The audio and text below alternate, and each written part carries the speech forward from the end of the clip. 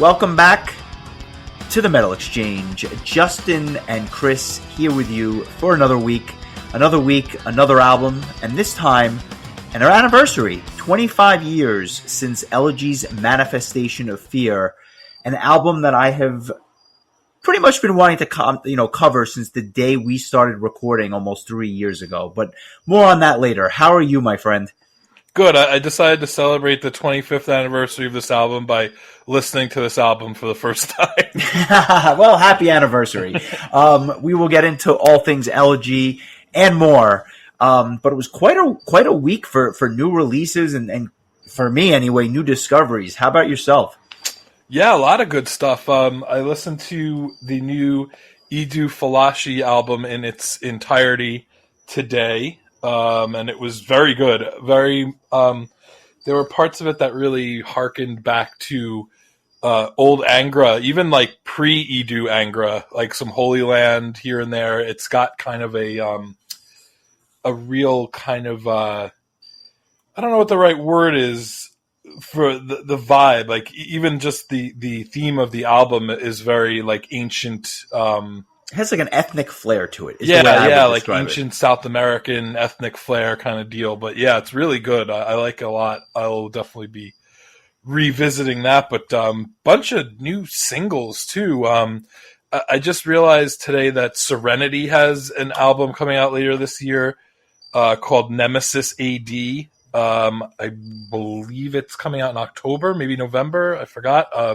Shout out to Dale. I saw it on his Facebook feed. I guess they dropped the new single, The Fall of Man, which features former Camelot, current Conception vocalist Roy Khan. And this was a really cool track. Georg and Roy doing a duet here. Cool stuff. I'm always excited to hear a new Serenity album. And what else? Oh, yes. Temperance also announced that they will be releasing a new album called Hermitage Daruna's Eyes Part 2. I don't remember Daruna's Eyes Part 1. I may have to ask around about this, but this is the first album that they'll be doing with Kristen Starkey as their female vocalist. They have a female and a male vocalist. And the single Daruma is quite good. I liked it a lot. I thought it was really good. And I guess I will also just mention that Vola has a new single called Paper Wolf that came out the other day, and that's really good. I'm not sure if that is in advance of a full album or just a single for the sake of dropping a single, but I thought I knew all the Vola songs after our retrospective, but they decided to throw another one in the mix. So a lot of good stuff. How about you? There was quite the lull for me for quite a few months. I think maybe 2 or 3 months where I just didn't see the volume of top quality material coming out. But I'm back on board. This week was fantastic. I listened to most of the stuff that you had mentioned, before. I thought the Vola was excellent. You also told me about the new Secret Sphere single that I think came out earlier today. We're recording this on Thursday. The song was called Jay's Serenade. I'm sorry, Jay's Serenade. It's coming out on the album Blackened Heartbeat, I believe, later this year on Frontiers of all labels. And it reminded me a lot of the old Secret Sphere sound, not just because Ramon is back singing, but just because of the speed and the structure of the songs. All the old Secret Sphere songs from the early 2000s, this is like right in that vein. So if you're a fan of that stuff, you're going to thoroughly enjoy the single. I obviously haven't heard the album yet, but very, very interesting stuff. And then 2 other things that I just kind of stumbled upon. The first is a band out of Scotland called Crown Solace. They just came out with a new EP called Animus. I don't know how to describe this thing, but the closest is think of Tarja singing on an old Nightwish EP, albeit done by a male vocalist. I'm not kidding you. I think that's probably the cleanest way to say it, with some growls thrown in there as well. I've never heard anything like it, and at this point, often get a chance to say that, but this is something else. I'm going to check out the rest of the EP just because I'm curious to hear what the rest of this thing sounds like. Yeah, some of it's very heavy, and some of the heavier growly vocals mixed with the operatic style really kind of reminded me of Therion. But yeah, this is interesting. I'd like to give the rest of the EP a listen as well, because this was really interesting, and I appreciate that you brought it to my attention. Yeah, absolutely. And something in a completely different vein, a band out of Germany called The Circle came out with a really short album called The Awakening. It's only 33 minutes, but I think it's a full-length release. It's not really an EP, although I guess reasonable minds can differ. This thing blew me away, like to the point where I want to listen to it a second time again as soon as we're done recording. This was like doomy black metal, but very proggy, almost like Ne Ablaviscaris from Australia. In fact, some of the guys from that band do guest spots on this EP, and it just had enough melody to really make the heaviness. I don't know. It just hit me in all the right spots. I am going to spend some time with this, and if it's any indication, it's going to be on my album of the year list. That's how much I enjoyed it after one listen.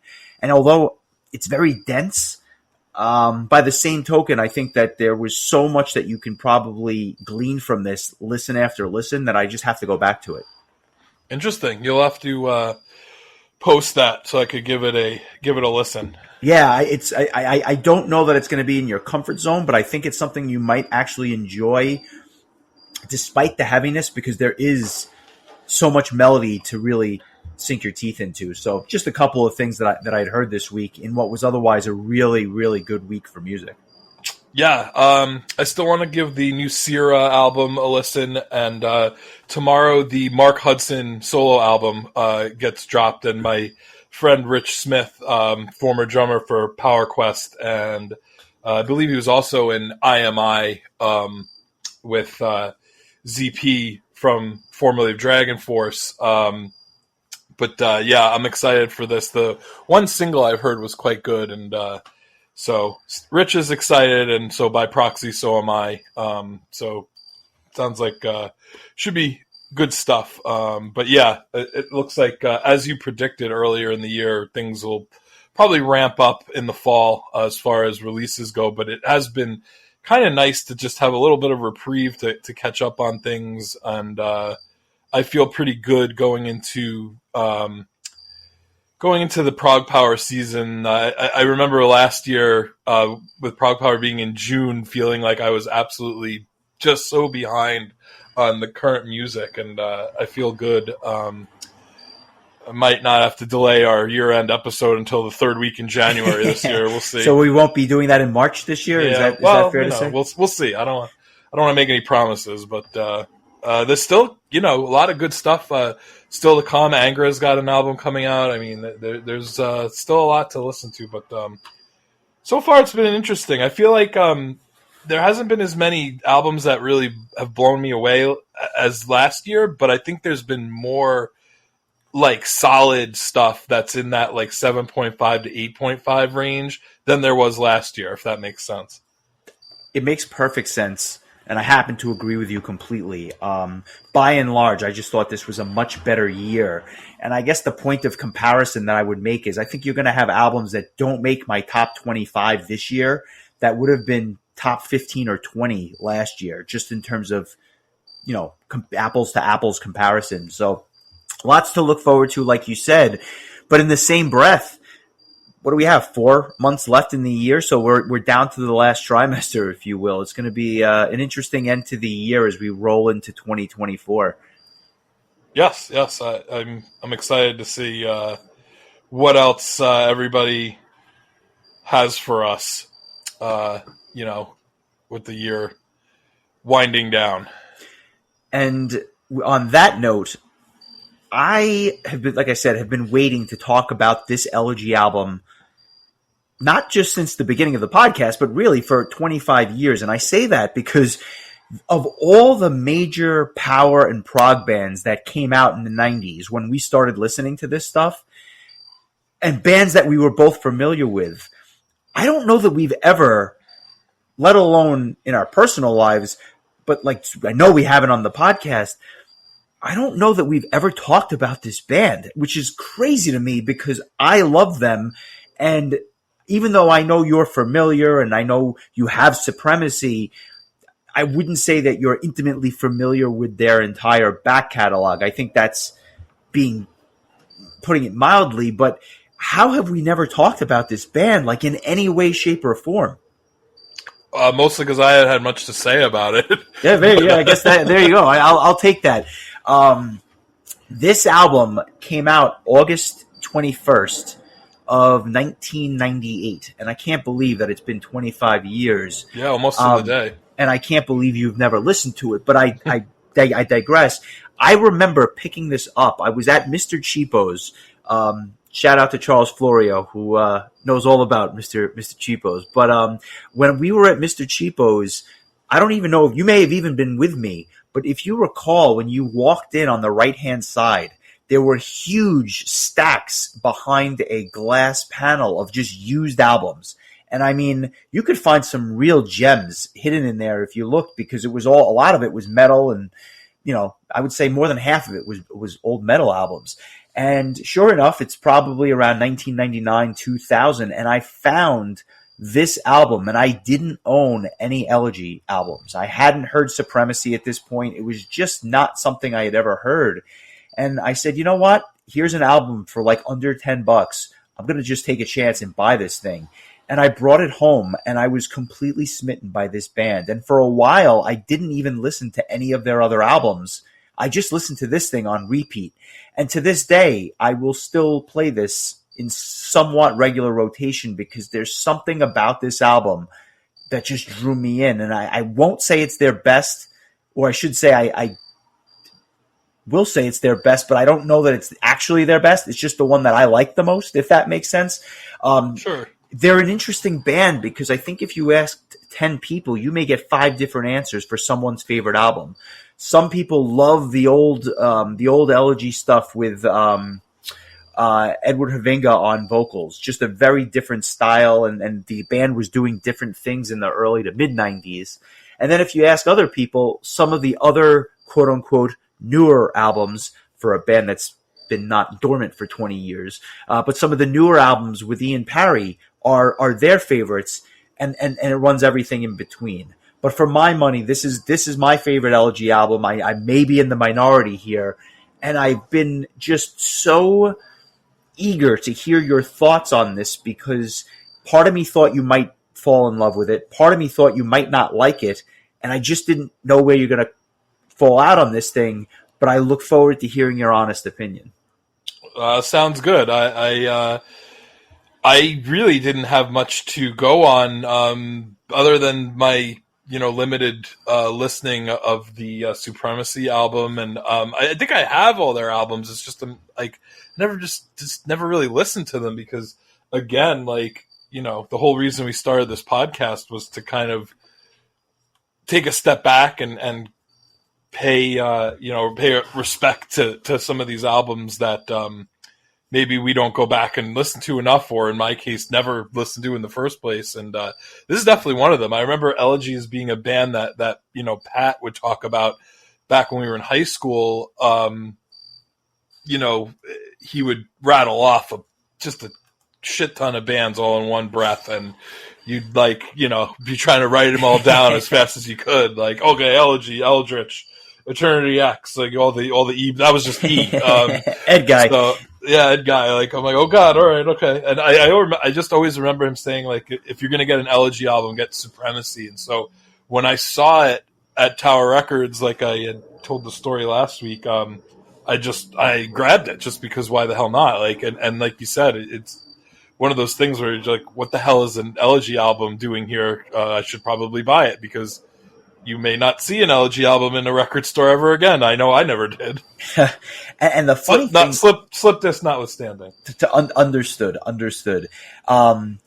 Having listened to Supremacy, would you agree that this sounds almost like a different band in many respects? Supremacy, very proggy, very primitive production in many ways, but this album, while it obviously is a prog album, a little more power metal, a little more straightforward and in your face, but definitely prog elements throughout. I think it would be the way I would describe it.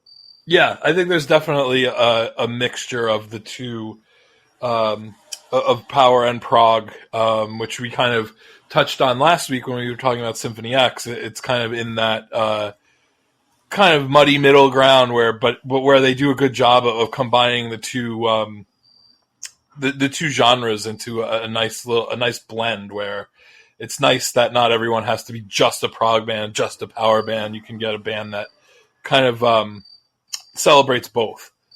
Yeah, well said. Well said. And they certainly do that here. Let me just go through the lineup to go on the record. Hank Vanderlars on guitars, Chris Allister on keys. This would be the first album, I believe, that he was with the band for. Dirk Bruenberg on drums, Martin Hementel on bass, a bunch of Dutch musicians, and a singer from London, Ian Parry, to round out the lineup. A very different vocal approach than Ed Havinga, their original vocalist. I mean, like, they couldn't sound any different, but yet they both seem to fit the sound of the band. It's actually quite remarkable how well each seemed to be able to do Elegy's music. Yeah, I guess it could be compared to like a Halloween type of situation or even a Van Halen if you want to go there. Like, sure, just two vocalists that couldn't be more different but fit in their own way. And so I think that's a good way of putting it. And some of these guys that you just mentioned are back with Elegy has officially come back, or they've reunited with Ian Parry's vocalist. Different drummer, their drummer from 2002 is back with them. And Hank Vandelars, who you mentioned, had left the band in 1999, and then he is back with the band. And Gilbert Pott, who is their guitar player through 95, has also returned to play guitar and keyboards. But yeah, in many ways, this is kind of like the old Supremacy lineup, but with Ian Parry on vocals. If I'm being like... I'm really curious to see what they come up with, because it has now been 21 years since Elegy has released an album. Crazy. But you know something? They announced the reunion, and I was like, I'm all in. I am really hoping that they can bring this show to the States, and if not, I will travel to Europe to see this, because that's how much esteem I hold this band in. And I'm not trying to oversell an album that people may not have had heard. And again, other people may say, oh, it's good or it's fine, but there was just something about this album that just hit me in all the right spots. And as I listened to it multiple times again this week for the 1,000th time, I still get that same feeling I did when I first heard it, which is a testament, in my eyes, to the strength of this particular release. And quite frankly, I've done many deep dives into their back catalog, and I like a lot of their albums. I love this particular album. Nice. Yeah. I'm looking forward to talking to you about it. I made a point to not really show my hand at all in the last week. We have not discussed anything about this album. Oh no, when I said that we have never talked about this band, I mean we've literally never said two words about this band until this episode. Yeah, so looking forward to it. I also listened to next week's album today for the first time, and that's going to be interesting, but we'll go into that towards the end. I'll tell you something. Getting these requests on Patreon, and for those that are listening for the first time, consider joining our Patreon. All the info can be found below in the feed. I will just say that it helps us continue the show, which we sincerely appreciate. But the next week's album, which we'll reveal as we always do at the end of the episode, is a real trip. I mean, one of the most interesting short pieces of music that I've ever heard, and yet part of me is like, I don't know what to make of this, and part of me is enthralled. It's a fascinating piece of music, but we'll get to that at the end. Yeah, gonna have to listen to that a couple more times. to say the least. But that being said, Elegy's Manifestation of Fear, as I said, it came out 25 years ago. A concept album, believe it or not, which I don't even know that I realized until we kind of got into it this week. Without getting into too much depth about the story itself, because admittedly I am not 1,000% sure as to like the whole backstory there. This thing kicks off 100 miles an hour with a song called Unorthodox Methods. Every song on this album has a unique flair to it, in my opinion, and it really starts off with this very brief intro, and then it goes into this absolute monster riff. This is a song where Ian Parry just completely shines through, even though he sounds absolutely nothing, as I mentioned, like Ed Havinga. This is a perfect opener if you're looking for one of those bangers to start the thing. It has elements of these cheesy backing vocals in spots, but it doesn't take away from the power and the force behind this tune. And we talked about progressive power metal last week. This to me is a song that actually defines the genre because it blends both so well. Yeah, I absolutely agree. The first thing that I thought of was this sounds Yngwie-esque. Like it has a neoclassical kind of vibe, and I don't, call me crazy, but Ian Parry sounds like he would be a fantastic Yngwie vocalist. Something about his style, I think, really fits that.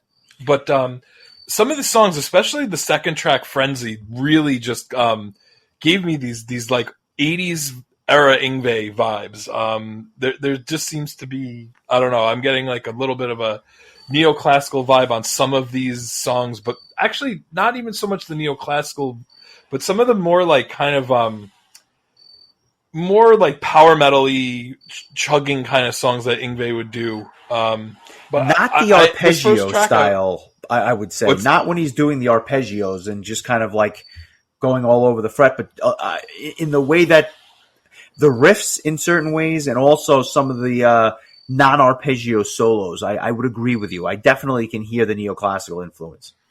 Yeah, and I don't know if it's just the pacing. Like this song especially kind of has just like that kind of, I don't know. It just made me think of that little bit, not a lot. Like it's not overpowering or anything like that. But I thought this was a pretty cool opening track. I tended to kind of well, you know what? Before I even say anything, you had said you were going to guess as to what my song of the week might be. So before I say anything about any of the tracks, maybe you should tell me what you think first. I know it's not this song, and that's not because you tipped your hand. Maybe I'll just wait until we get there. Or I can tell you now. It's really up to you. Well, I might not believe you if you say it after I say it. I'm going to go with Solitary Day as your song of the week.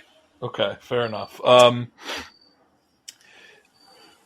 So what I was going to say is that I kind of found myself enjoying the album more and more as it moved along. I thought like there was some of the better songs were later on, but this is a good opening track, and I liked it. I will say there weren't any songs I did not like on the album, so that's I'll just say that much at this point. But yeah, this is a solid opening tune. And I have to say that not only did I kind of go through the song a little bit, but the bass lines and the drums, I think, are two of the better elements on this song.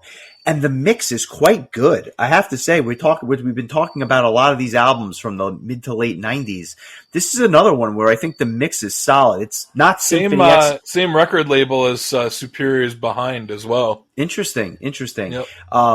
I don't know that this sounds as good as Behind or Divine Wings of Tragedy, but it's close. This is a very pleasing album to the ear for what they're trying to present to the audience.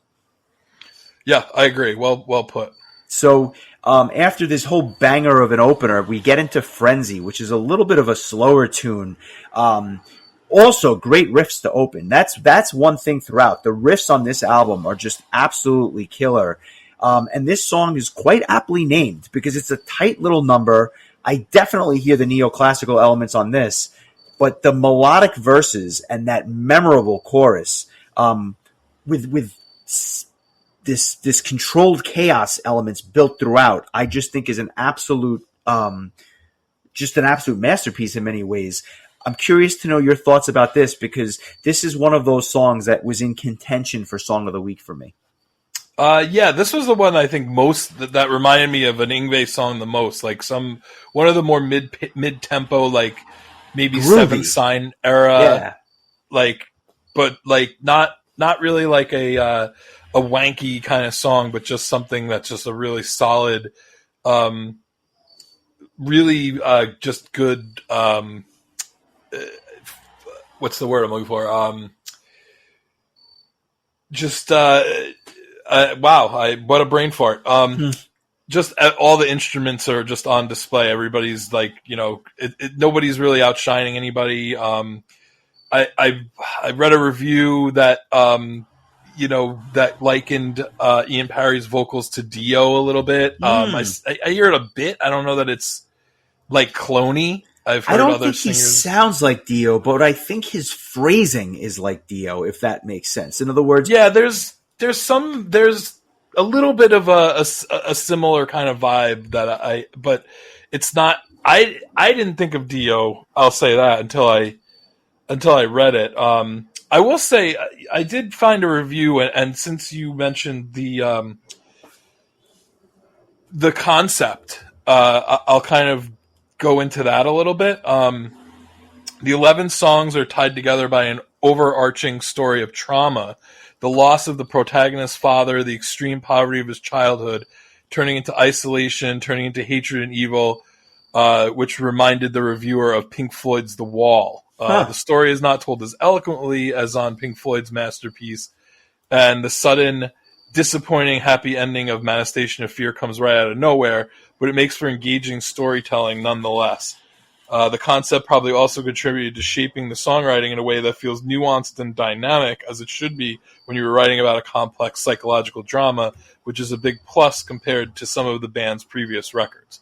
So just a little something to kind of paint a little color on the lyrical content. Well said.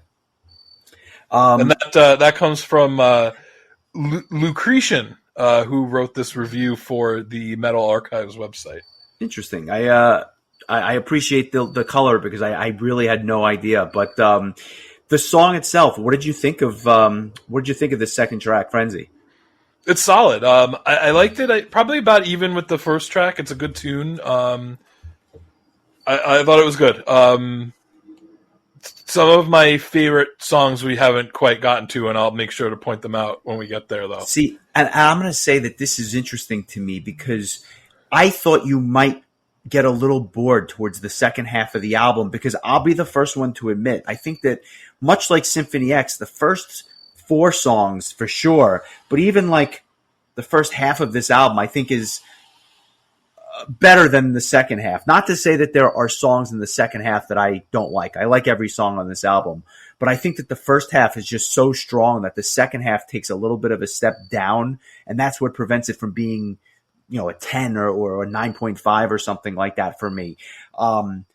It's close, but it's not quite there. But I do think that there is a bit of a drop off as you get to some of the songs towards the end.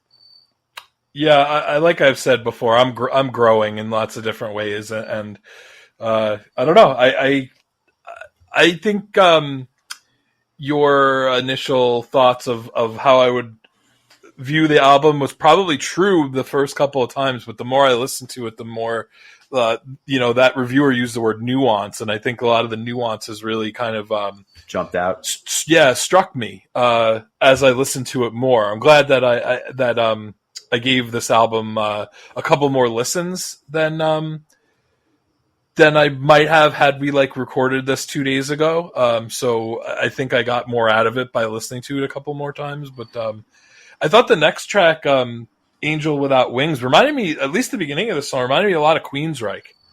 Dude, I am so happy you said that.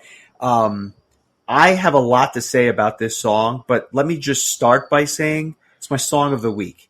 So I want to give it a listen, and when we come back, I'm going to tell you why I couldn't agree more with you.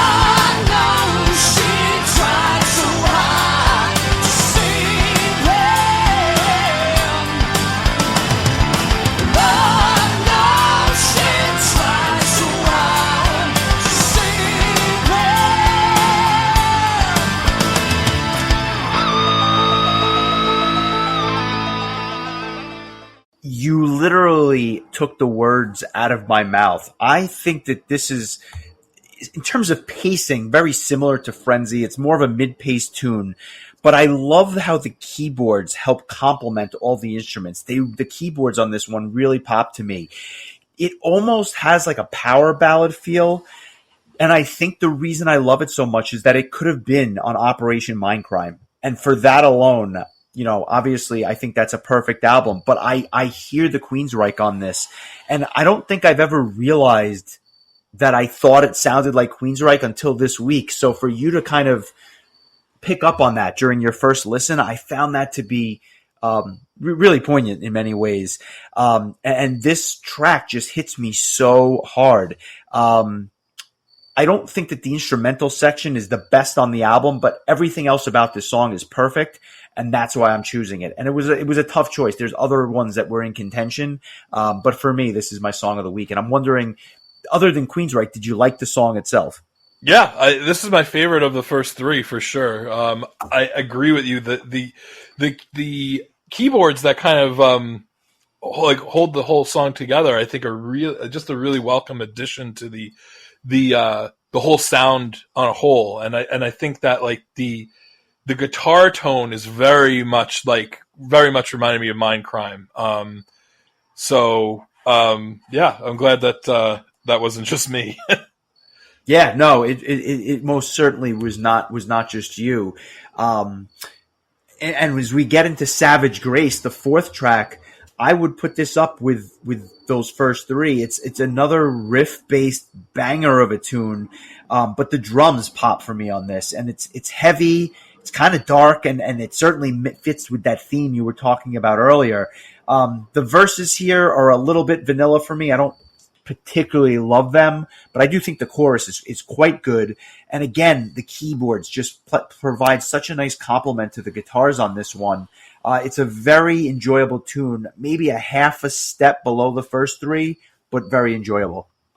Agree completely. One of the things I really thought was impressive about this album on a macro level, I just found that like no two songs really sounded alike. I thought they were all very unique sounding songs, and this is another one. I feel like it has its own kind of vibe, nothing like any of the first three songs. But I agree, it's not quite in the ballpark of the first three for me. Still a solid tune, but I like the first three, especially the third song, a little bit more.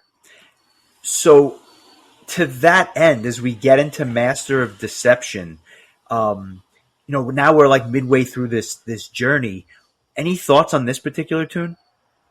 This like just kind of reminded me of, while I'm not going to say that I thought Dio Dio Dio when I heard it, it has kind of a rainbow, or maybe like probably not like a Dio era of Sabbath, maybe more of a rainbow because it has a little bit more of a melodicness to it.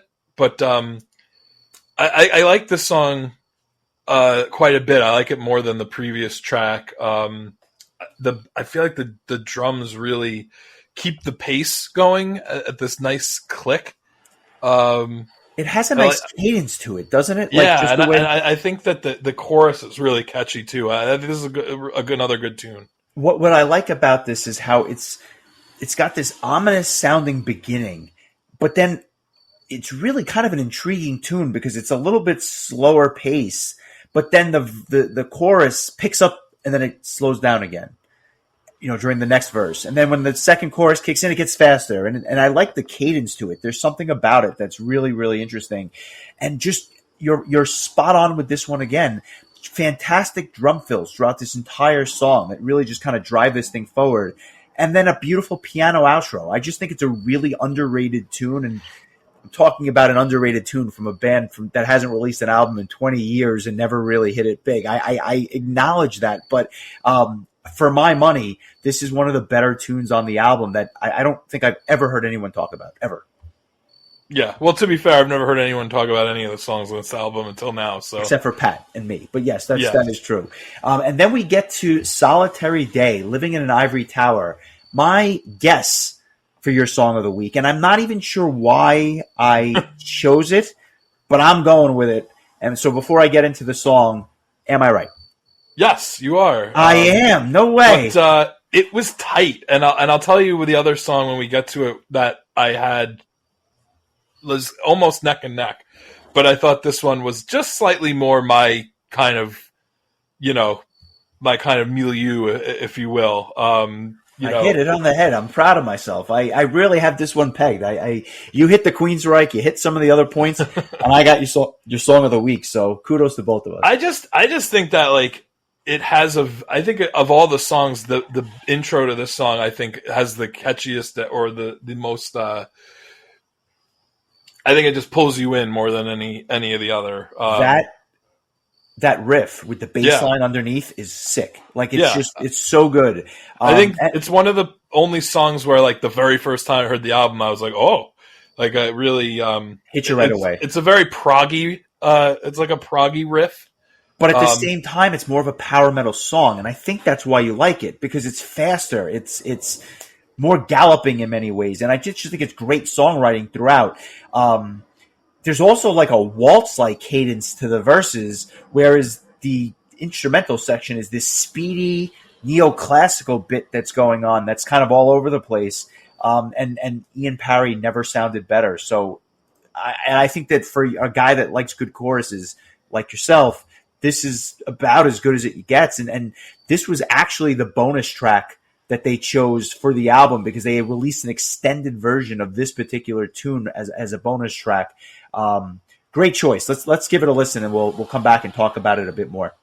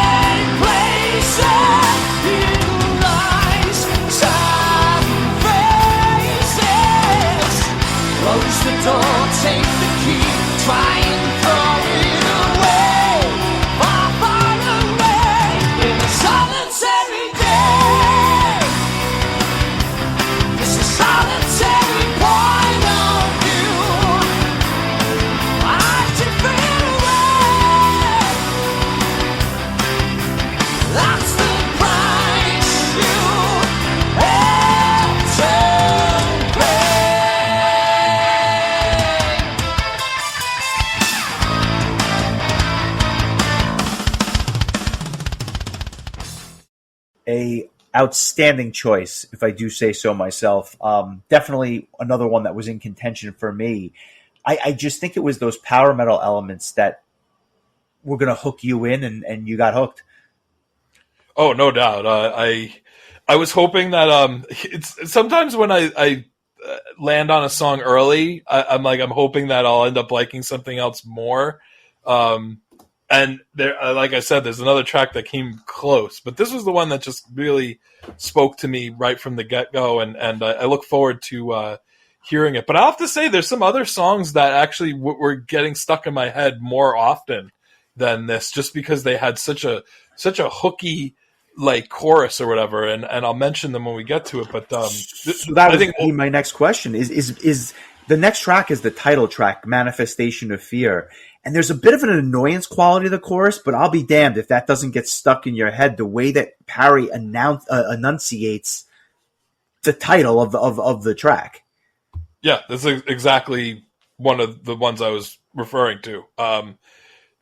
Just the way that I don't know if you want to call it like a staccato way, sort of way, where he just kind of like manifestation of fear. Like it just, I don't know. I can just picture Pat like screaming it at me. Oh God, I hope we get that chance. This to me is like a perfect example of a digestible prog song because it's so catchy and so like straightforward in many ways. But this is not your 4/4 standard song. I mean, like the cadence on this is all over the place, and it's almost hard to count the way that this song comes in many ways. A slower tune, a deliberate tune, but such a big, powerful chorus, and that guitar riff again throughout this thing, really, really catchy, and one of the better instrumental sections I think on the album. I'm a big fan of this tune. My only knock, slightly repetitive, maybe a touch too long, but a very good title track. The instrumentation that kind of accompanies Parry saying manifestation of fear, singing manifestation of fear, it all comes together in such a memorable way that like just that part just gets stuck in my head, especially the guitar riff that goes along with that just little phrase right there. Just one of those things, like just such an earworm. I'm glad that you recognized it as well. No question. My next anecdote is about the next track, Victim of Circumstance. And before I get into it, was this the other one that was in contention for Song of the Week for you? Actually, no, but I like this song a lot as well. Has a just a really like accessible kind of vibe to it, like almost maybe one of the most radio friendly of the songs on this album. It definitely has like a great driving vibe. Like put it on in the car. It's roll down the windows, and I like this one. It's not the other one in contention. You might be a little surprised when I tell you which, but not that there's a lot of choices left. But this is a good one too. What are your thoughts on this one? This song has this like epic, almost climactic feel to it. And it's interesting because I also get an 80s arena rock vibe from it, which normally you don't talk about when you talk about prog bands or power metal bands or anything like that. But it just has that like big feel to it. And I think the chorus is really catchy. Again, phenomenal drum work on this. And I think Ian Parry shows off his range where he can really kind of sing in a normal way, and then all of a sudden he can hit some of these high notes where you're like, wow, it's almost like he's been holding back on some of this stuff. Very good tune. It's not my favorite song on the album by any means, but it has a place on the disc. Yeah, absolutely. Yeah, I agree with you on the 80s arena rock. I think that's why it feels like a good driving song, because that's the kind of stuff that I love listening to on road trips and stuff, and just the kind of stuff that keeps you awake and keeps you when you get to be my age, you need all the help you can get, not to get a little sleepy. I thought that was a nice tune, and if they were to try to make a radio hit, that probably would have been the choice. I would agree with that. And to this point, basically every song on the album has been between 4 and 5.5 minutes for the most part. But then we get to an interesting little 3 songs to end it. And I say that because we get to The Forgotten, which is, ironically enough, a bit of a forgotten track for me anyway. It's almost like a true ballad, but it's very dark and very, I don't want to say not endearing, but it has this acoustic guitar at the beginning, which is really cool. But it's just a really unique take on a ballad. It's not my favorite ballad by any means, but I think that by about midway through, once it turns into a power ballad, it really kind of picks up steam a little bit. Kind of an interesting tune to help break up, a lot of the in-your-face riffs that came before it.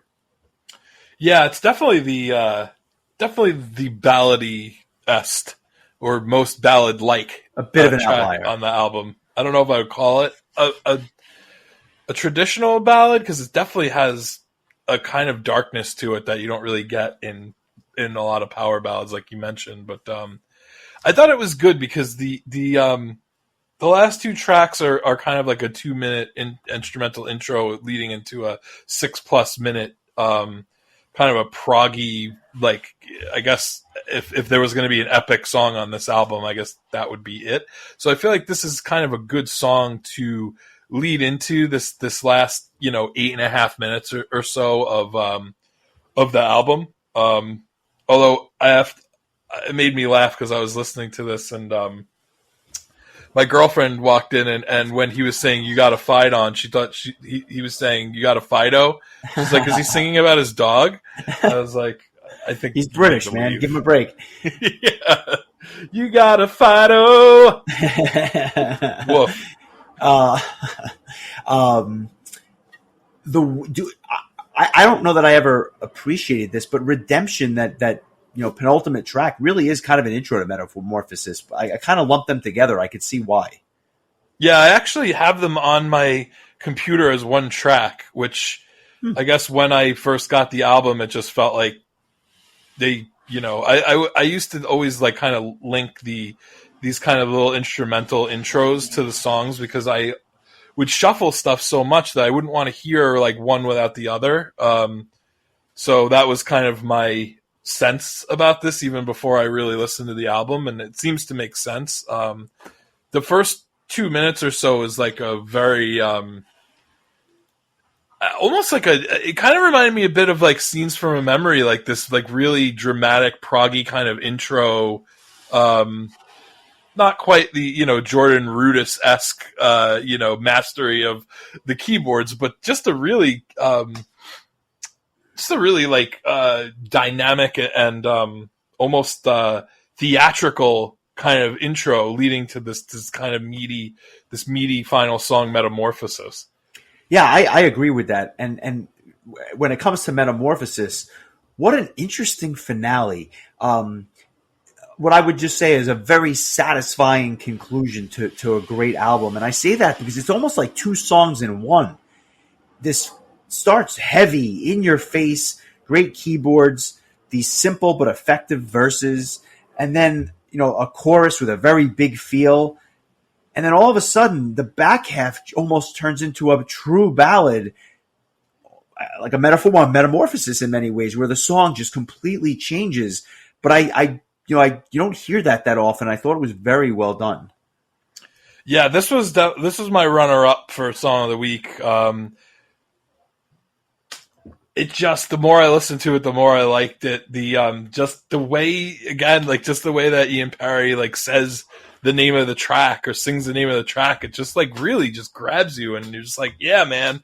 I just thought like this was arguably the most interesting song on the album. Like you said, it has kind of a it's multi-styled kind of vibe to it, but I ended up really liking this and thought it was a really great way to end this really solid album of just really good, like, power prog power, whatever you want to call it, tunes. But this one really took me by surprise because I don't know that I thought much of it the first time or two I listened to it, but by the end of it, this one and Manifestation of Fear, like I had those choruses stuck in my head, and then I had that opening riff to Solitary Day. Like those were the three songs that really stuck with me, I think, of all the songs on the album. Nice.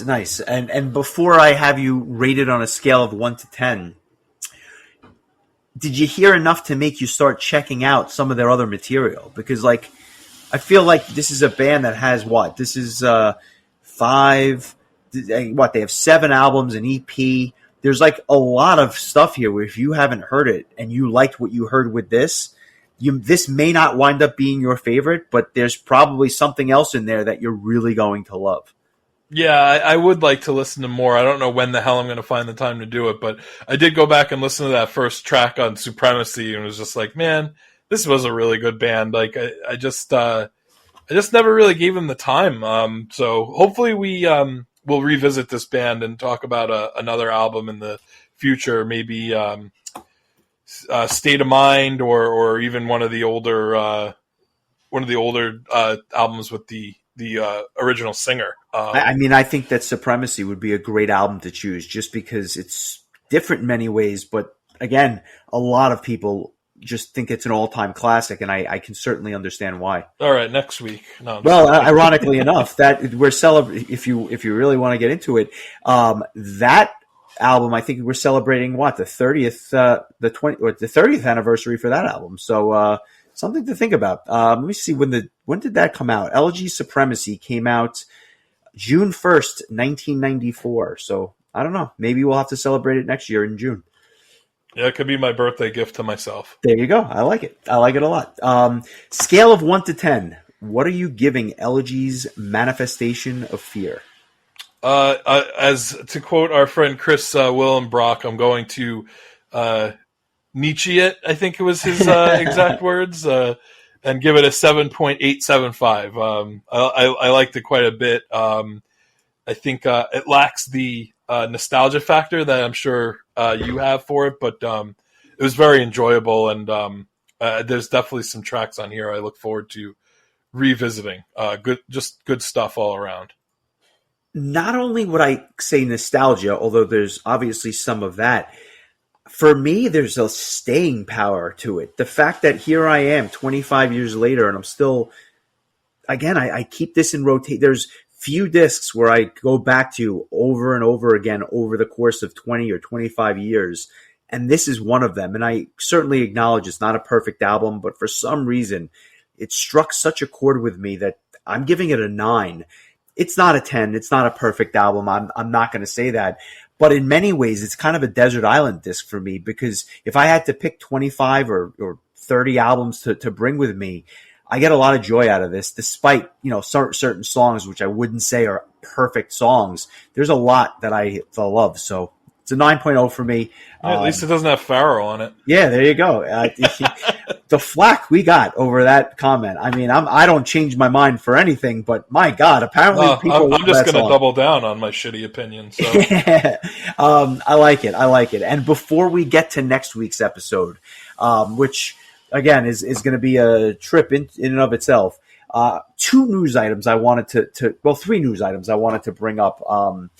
2 tours and some other news that I think you even brought to my attention. The first, Soen, not Vola, but Soen is going on tour, and they're doing a nice run of U.S. shows, which I was really happy to see. This band is, simply put, starting to kind of blow up a bit. They're doing a long run of shows in the United States. They're doing their first show May 7th, 2024, starting in Chicago, basically hitting all corners of the U.S. and Canada, and they end in Denver on June 9th. So more than a month of shows. Still haven't. You're not kidding when you say all corners, because they're coming to my town, and so when bands come to my town, then they're hitting all corners. Yeah. I will probably pick a Soen album at some point before this, trying to encourage you to go see the show. Maybe we'll do the new album. I think that could be cool, because I know that's coming out in the not so distant future. But great band, happy to see them on tour. And another band that is going out on tour, which I admittedly know nothing about, but I checked them out, and that's why I bring it up. But this October, Suicidal Tendencies is going out on tour, celebrating 40 years since their debut album. They're doing a handful of shows in the Northeast and in California before they head over to Australia later this year. I've never heard anything by this band, but they're playing Terminal 5, so obviously there must be a bit of a draw there, because that place holds 3,000 people. And then I checked them out, and I've never heard anything like this. It's thrash with like a hardcore element to it. Really, really interesting stuff. Not the greatest thing I've ever heard, but I'm kind of curious to check out more. And I always remember Zach Stevens wearing the Suicidal Tendencies shirt on like the Live in Japan DVD from the mid-90s. So Obviously, he was a fan as well. Have you ever heard anything from these guys? This is definitely a gap in my knowledge base.